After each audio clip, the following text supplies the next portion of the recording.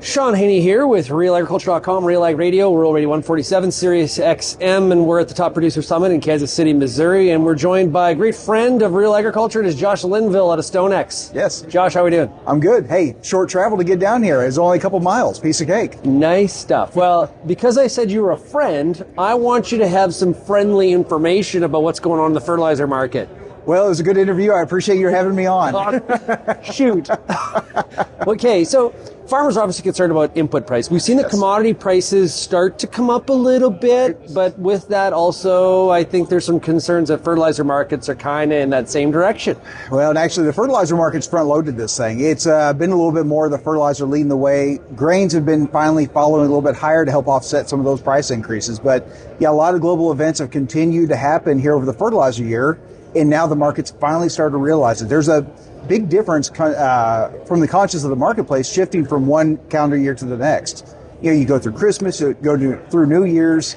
Spring is a long way away. You get to the new year, which we're now there. Spring is right around the corner, and that's what we're experiencing now, and prices are starting to reflect that. Like, why does this keep happening? Like, what are the fundamentals of the fertilizer market? Is it because of the corn acres going to be? We're going to plant more corn this year in the Midwest, and that's just pulling everything higher? It's part of it. Okay. And that is obviously a part of it. When you start out the new year, we started at 92 million acres of corn. Before the family and I went down to Disney World, it was 92 and a half. We moved it up a little bit, felt good about it. I wasn't gone a week, and we jumped to 93 and a half, and you started to hear people talk 94, 95, 96. That's a tremendous amount of nitrogen, phosphate, potash demand that we weren't expecting with a lot of time to prepare for the springtime. So that's one side of it, but we've already been dealing with a lot of problems globally. Nitrogen, Chinese exports of urea still aren't happening. European production is still 75% of normal. One that we didn't see coming, Iranian urea production is offline. They export about 4.8 million ton per year. So things have gotten very snug on the nitrogen side. Phosphate, China's still only about 6.6 million tons exported versus 10 million normal. Potash is really the only one that has dropped down, well supplied, etc. But even it's starting to see some appreciation over the last few weeks between tariff fears and demand growing. But yeah, why would potash be soft? It's well supplied. When you look at it globally, there's more than enough to go around, and there's more production coming online. You've got some I'll speak about here shortly. You've got Laos production continues to build with Chinese investments. Russia's producing more. Canada will be producing more. BHP's going to mine. Yeah. So yeah, there's enough to go around, and a very well supplied market really doesn't have a lot of need to go up longer term. Now, into a situation like this where the price was historically low, it was low versus grain values, you had the tariff fears, there's a lot of reason to push that price up, but we think it's short term. After we get through pre-plant, we should see that calm down again. How is the anticipation of tariffs and what that's going to look like? How is that impacting the market? So February 1, it was a very, very big worry point because we're right in the thick of trying to move stuff across the borders. Both sides, farmers on Canadian and U.S. side, were going to be impacted by this. We only talked about it from the potash perspective. We didn't really talk a whole lot about it from nitrogen flowing north, phosphate flowing north. So it was going to be hurtful on both sides.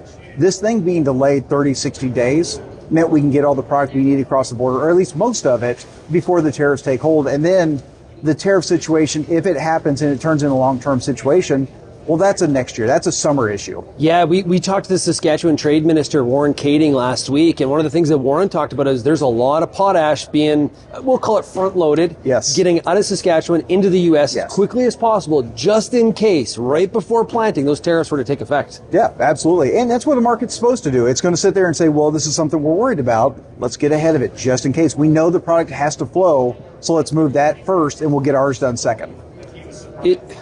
I guess, what do producers need to know then heading into planting? Just expect higher prices? I would. Get it on farm?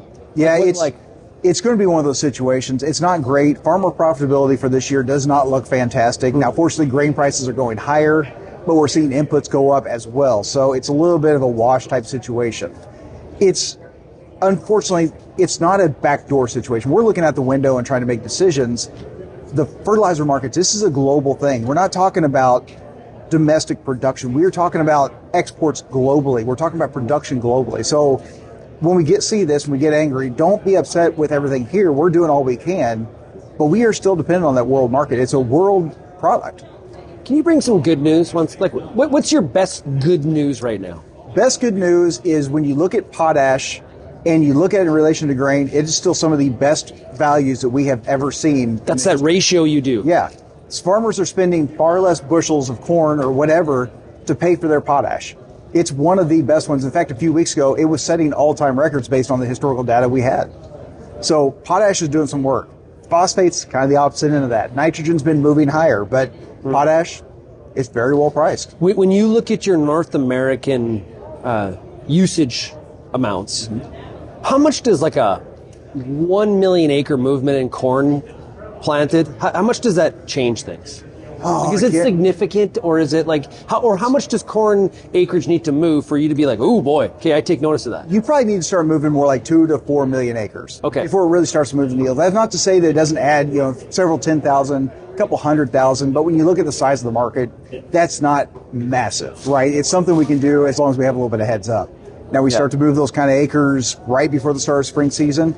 That's different. We've run out of time to get that extra product in place. Farmers are trying to avoid disaster, sort of like how we're trying to avoid the disaster of the cleanup crew here in the car. Almost getting bowled right over. From a Canadian perspective, are there any getting on farm supply issues we need to be aware of heading into 25? Not yet. I think the tariff thing needs to be watched. Like I said, we spent a lot of time talking about potash flows into the U.S. What we didn't talk about is if there are reciprocal tariffs on the U.S. products. Phosphate. We talk about potash, 25% of potash, that'd be a big number. Well, not really. Think about how high priced phosphate is and put 25% on top of it. That is devastating. Yeah. Josh, really appreciate it. I know you're about to go on stage here at Top Producer. Thank you so much for taking some time for us. Absolutely. Anytime, man.